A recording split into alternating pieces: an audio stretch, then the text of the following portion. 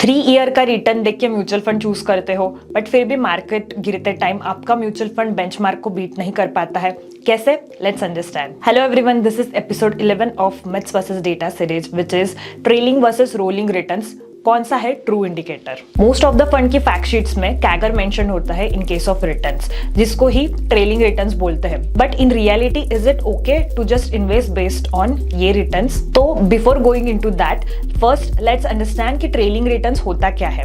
Trailing returns is just a CAGR calculated from point to point basis. जैसे 3 year का trailing return अगर देखें as on 20th December 2025, तो वो calculate होगा using NAV as on 21st December 2022 and NAV as on 20th December 2025 using CAGR का formula.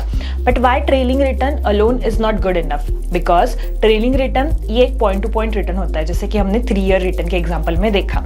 वो depend होता है on start date, which means कि it can look very bad और very good because of the timing. तो in this case rolling return help करता है।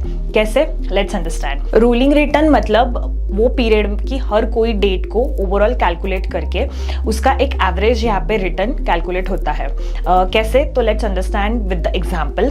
If 3 year rolling return निकालना है मुझे किसी भी फंड का एज ऑन 20th December 2025, तो पहले मैं कैलकुलेट करूंगी return from 20th December 2022 to 20th December 2025, ये कैगर 1 आएगा।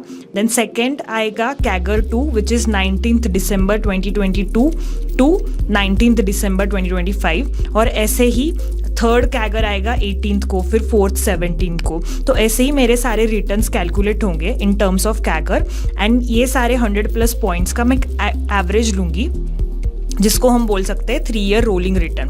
तो इसमें जो लो रिटर्न होगा at any day, it will be 3 year lowest and similarly for the highest. तो रोलिंग रिटर्न से ये पता चलता है कि फंड कितना कंसिस्टेंट परफॉर्म कर रहा है। जैसे आप ये फंड का परफॉर्मेंस भी देख सकते हो। Case of this fund it's beating index in trailing returns, but rolling return के टाइम पे specifically in lowest time frames it's not beating the index. तो इन्वेस्टर ने करना क्या चाहिए?